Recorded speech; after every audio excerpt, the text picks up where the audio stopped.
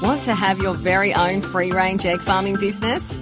Welcome to Green Grass Egg Farming Podcast with Daniel O'Brien, the show dedicated to giving you the latest tips, ideas and interviews to help you produce the best tasting free-range eggs and sell your eggs for the highest price.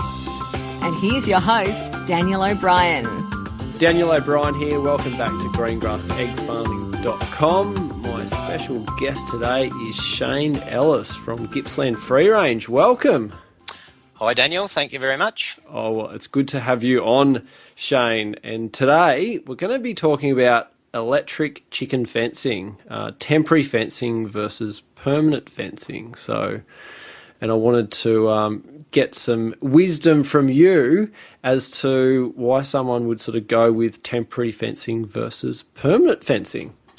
Yeah. I suppose we've had a go at both, so a bit of practical experience with the permanent fencing and the temporary electro netting, which is all we use now.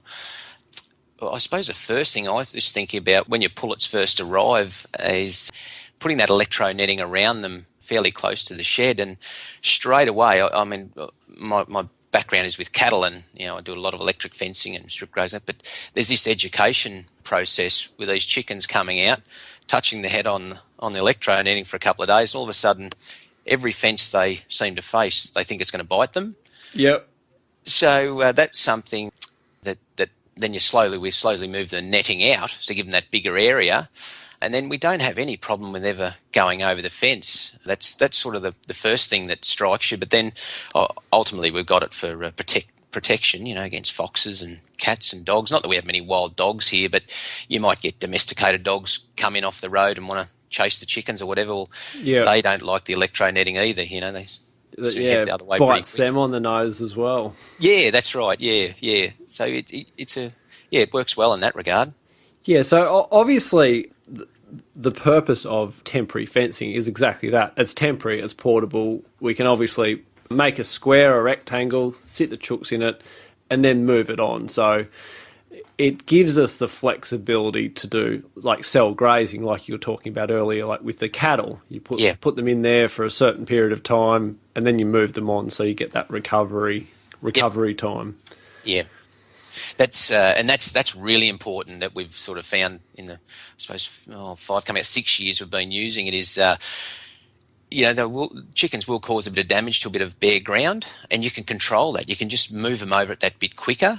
So we really like it for that in that regard. Also, you can look at if you're passing across a paddock, cattle have grazed, you'll actually see where your chicken caravans have sat, and you can realign with your fences so that you're not over-fertilising some areas. There might be some areas in the paddock you want to give a bit of special attention to. A grass you might want to knock it around, where you can leave the net set up that little bit longer and let the chickens really go to work on it, Yeah, it gives you a lot of flexibility like that. So if someone's getting started and they go, okay, I could buy some temporary fencing, some electric fencing, and move the squares around, or I could set up permanent fencing. What are the sort of pros and cons from your point of view? Oh, yeah. Well, having done both, started out by setting up a lot of permanent fences, and it just so happened I was a fencing contractor.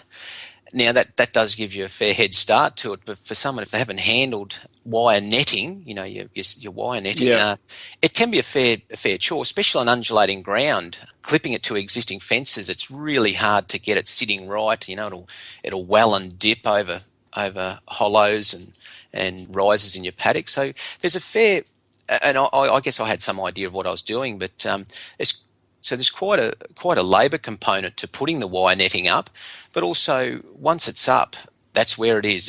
You don't have the flexibility to move it again, and you're not likely to. Yeah, that's right. So one of the things I find with permanent fencing, and you can probably share some wisdom on this as well, is that there's obviously, as you said, a labour cost and also a dollar cost in putting that fence up.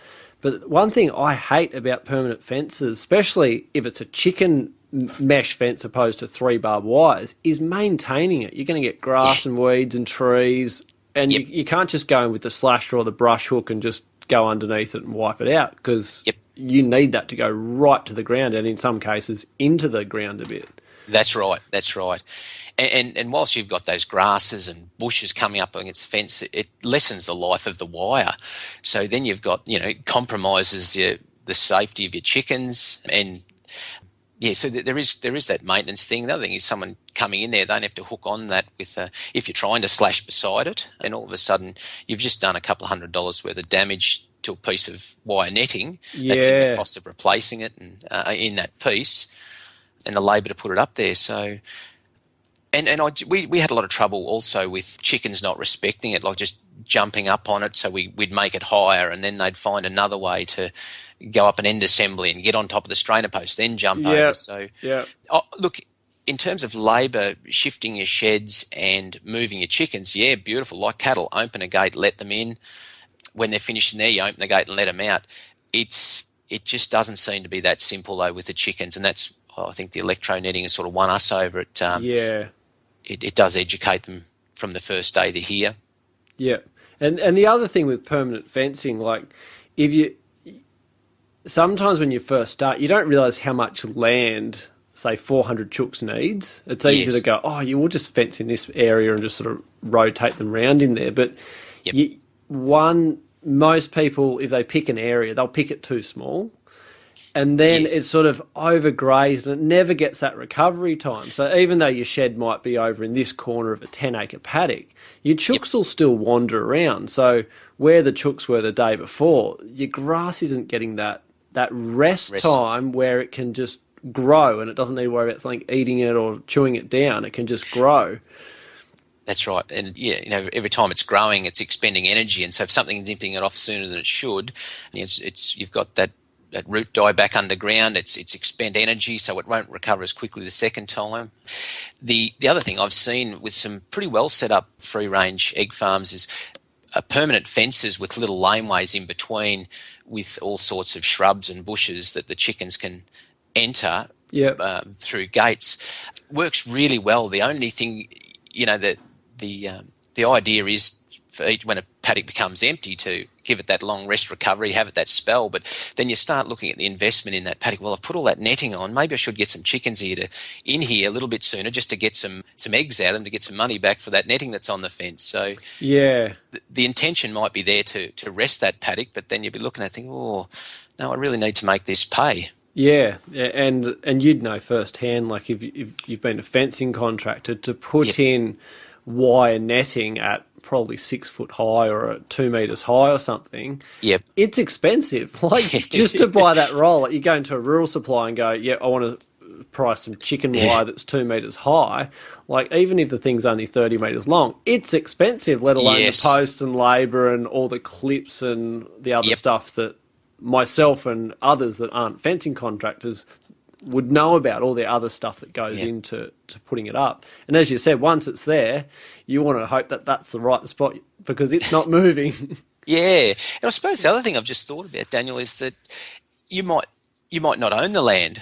So if you're leasing the land or you've got some sort of a share arrangement with a farmer that's running cattle and you bring your chickens to the operation, it's a bit of a tough one sorting out, well, who pays for the netting and do I get it back at the end of it if it's wire netting, So that's the electro netting works really well in that sense. We lease a bit of land here, so it's great. We can when the lease is up, we can just roll our nets up and move on to the next bit of land. Yeah, no, there's definitely something to be said for portable infrastructure, and like you said, we've got some other customers that lease land as well. It just makes it so easy because you can sort of be there one day, and as you said, you literally roll up the nets. Like I could say to you this afternoon, can you pack all that up and be gone by tomorrow?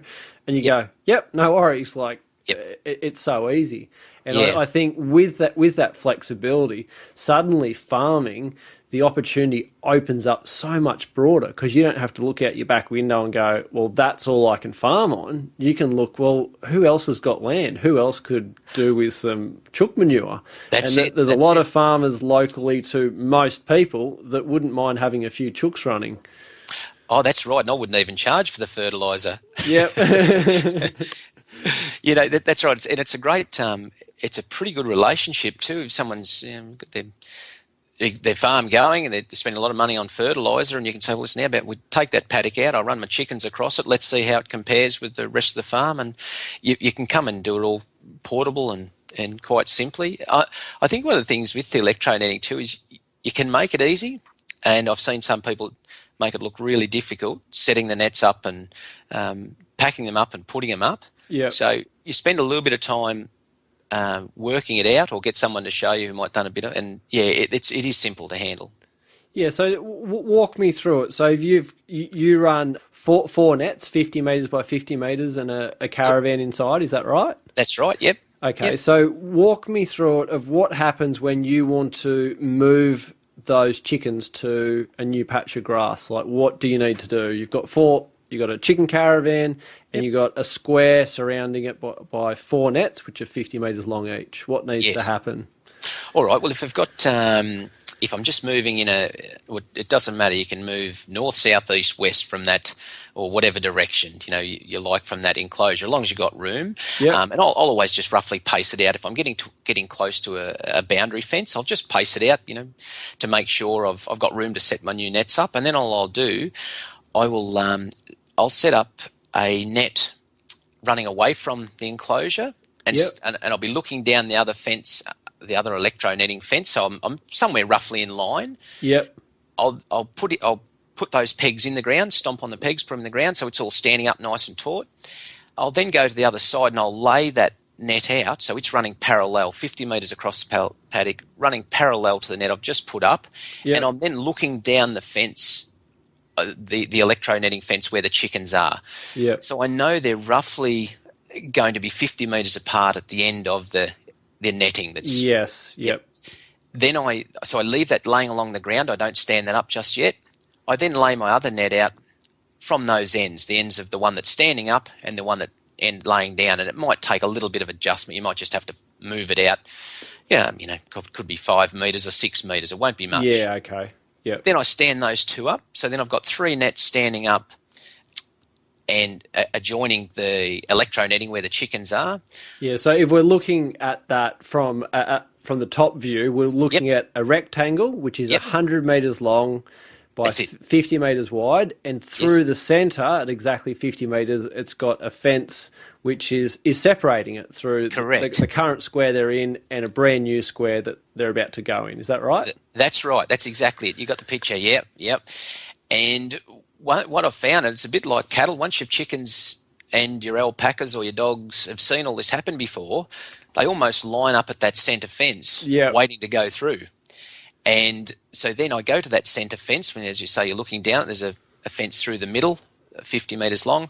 I'll peel that back about halfway, and then hop on the tractor, and by that time the chickens have raced you through. They're going through on a new pasture and looking for crickets and bugs and flipping over cow manure, and so then you just idle that tractor through. The balance of the chickens will follow you. It might only be 1 or 2 that'll be hanging back, a little bit confused about where the house has gone, but it doesn't take them long to realise, I better get over there with my mates. Once they're all through, then I just stand that middle fence back up, stretch it out, stand it back up, and the chickens really don't pay a lot of attention to you because they're real busy at having a look what's in this new pasture. Yeah.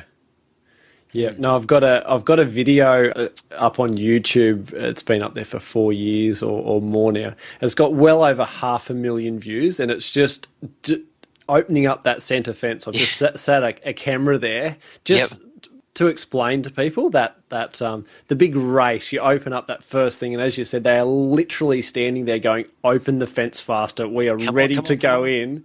And as soon as you do, it's just like, it's like a mosh pit going, let us have it. And they're like, I want to get the bugs and beetles and worms before anyone else. That's right. So it is amazing to see. And then you can go any direction. So looking down on that 100 metres, we've got 100 metres long, the rectangle, and 50 metres wide. You pack up those 3 nets where they've come from, and then if I want to change direction, I just tack onto the other side of that square and go in another direction if I want to. Yeah. So what sort of time frame? So if someone's never done this before, what sort of time frame from when you pull up, you've got 3 nets, say, in the ute or something, to set them up, move the caravan through, pack the others down? What sort of time frame are you looking at to do that? Oh, look, I'd allow myself 3/4 of an hour to an hour just to, Okay. and I'll have everything through. So we're not talking about a day's job. We're talking about something under an hour. You've moved the caravan, you've moved the nets, and you're gone. You're finished. Yep, that's right. Yep, I'm on to the next job. Yep. Yeah, because I think some of the idea that people have, portable fencing that you have to move, it's going to take so long, like to do it all. And obviously you've found and I've found, once you know what you're doing, it's pretty fast. Like it's the first few weeks when you're like, okay, how do I do this again? And just getting your procedure down pat. But as you said, after you do that, it's 45 minutes and you're gone. You've left. It's all over. That's right. And you've never seen happier chickens. You know, they're having a great time out there. I don't get sick of seeing that. Them going through into that new pasture, and we're sort of try and graze just in front of the chicken enclosures, so that the grass is relatively short. We're not we still leave a little bit of grass there, so the chickens have got grass to eat as well. But our nets then aren't competing with long grass. You know, so we're not getting resistance from shorting out, that sort of thing.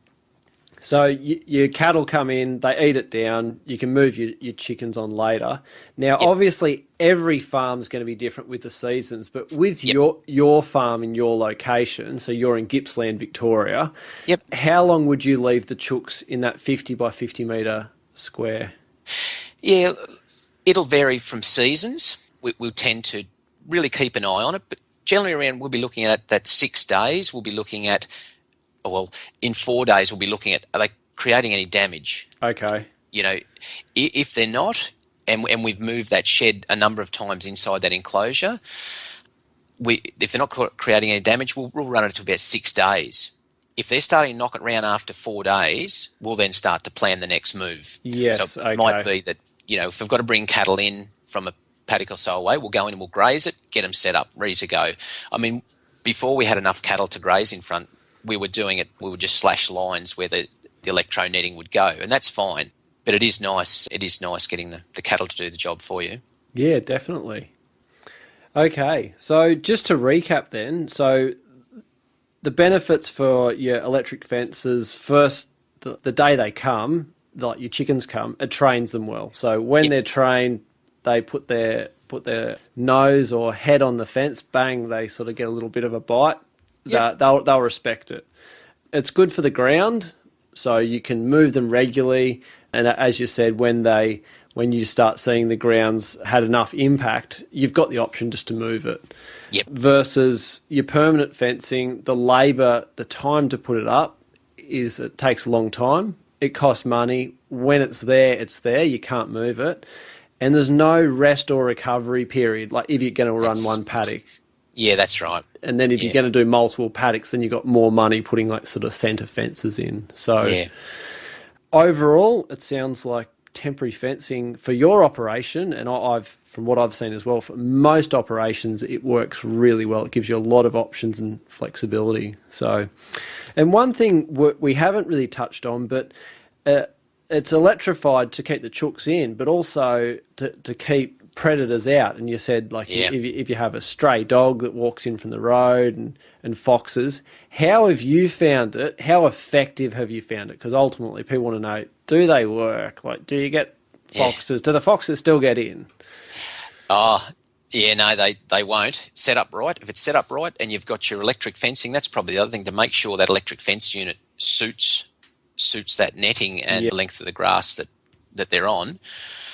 But yeah, look, we found it very effective. We'll find fox manure any day of the week. I can walk out in the paddock there and I can see fox manure just outside the electro netting. Okay. So they're about. I don't go out with a spotlight very often at all now. I sort of figure if you get rid of a fox, another one only moves in anyway. So okay.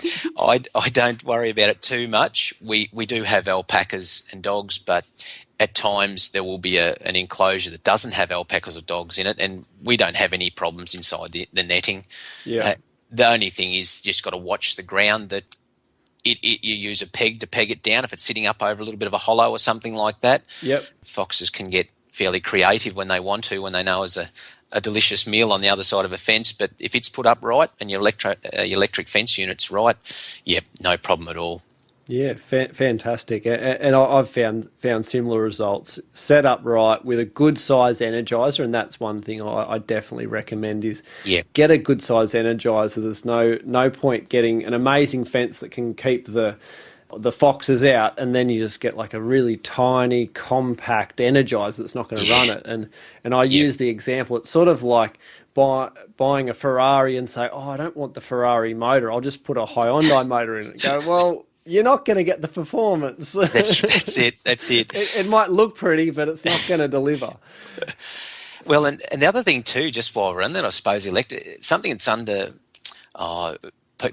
overlooked, probably people overlook a bit, is your earthing system. So you can have a great big electric fence unit, but unless you've got a good earth system, and that is a decent galvanised or stainless spike driven well into the ground, your fence may not be able to deliver that power. Yes. And we find in a dry time, even just to have a 20-litre drum with a little bit of a couple of mil hole drilled in the bottom of it, filled with water sitting next to your earth stake, will lift your fence by 2,000 volts. Yeah. Wow. Okay. So in a dry time. So you go through sort of dry time, sort of where you are. Yep. So when you say like hammered into the ground in a dry time, how far would you hammer a galvanised or stainless steel stake into the ground? I'd want to hammer it in, and I do hammer them in 300 mil. 300 mil. Okay. Yep. And if that's not cutting it for whatever reason, if you've got a bit of long grass touching the netting or something like that, then move a metre away from that earth stake and bang another one in, and then link them together. And it's amazing how much it'll lift the power in your fence. Okay, so in dry climates, 2 earth stakes, link them together, and also a 20-litre drum, so full of water. And you'll just have that just dripping, just to create a bit of moisture. Yep. The whole, I'm not an electric fence expert, you might be able to explain this. So the whole way an electric fence works is you've got the animals standing on the ground, which they should be earthed, and then their nose or foot or tail touches the fence, and then they complete the system, and that's where they get the bang through their body. Is that right? That's right, exactly right, yes. And a great way to check just really quickly if someone's at the unit is, not by grabbing it, of course, but if you test with an electric fence tester on your earth stake and you're getting more volts there than on your fence, you've got an earth problem. You need to get moisture on it or another earth stake or bang it in deeper. And that's in dry soil conditions. We've just had a bit of rain here in the last couple of weeks, and we're starting to see some green grass, so there is moisture below the surface, and we don't have to be as fussy with the drums of water. Okay. So it's just bang that stake in a good 300 mil into the ground, and a quick test is just put your electric fence tester on the earth stake, and if those volts are reading up near your electric fence netting or above, then you haven't got a good enough earth. Yeah, okay. So for someone that's never dealt with electric fences, why do you put a bit of water near the earth stake? It just seems like, if you've never done it before, it just seems weird. You've got a steel peg in the ground and you're watering it. Like, it's not like it's going to grow like a tree. Like, can you explain why you do that? Or an electrician will be able to tell you exactly how it happens, but in my knowledge, it's just about connecting that earth wire, having a lot bigger and greater connection to the earth. So wet soil will conduct electricity a lot better than dry soil. Yeah, okay. Yeah. No, I know when someone first explained it to me, I'm just like, you want me to wet a steel rod that's in the ground? It's just like, it didn't really make sense. And then when, as you said, water is a conductor. Like, that's what they say. Keep like your hairdryer and your toaster and everything away from the bath, because that will electrocute you. So on the good side of that, when you're out the paddock and you need a bit more kick in your electric fence, get the watering can or a drum and water that earth stake, and it'll just help through the ground in the system just complete that circuit. So that's right, and it might not be. You may not have to put a drum there, but if you're there, as we do sometimes, we always have water on our vehicle going to the sheds in case we need to top up if there's the sheds are getting low or for some reason they're out of water, which happens very rarely. You can just squirt a few litres on the ground at the earth stake, and that will maintain for a couple of days. Yeah, right. Yeah. Excellent. Well, I think we've covered quite well the benefits of temporary electric chicken fencing versus permanent fencing. So thank you for your time today, Shane. Oh, you're welcome, Daniel. I'm sure listeners will get plenty of insight out of what you've covered today. Thank you. Good as gold. Thank you. Thanks for joining us on Green Grass Egg Farming Podcast. For transcripts and other free resources, please go to greengrasseggfarming.com.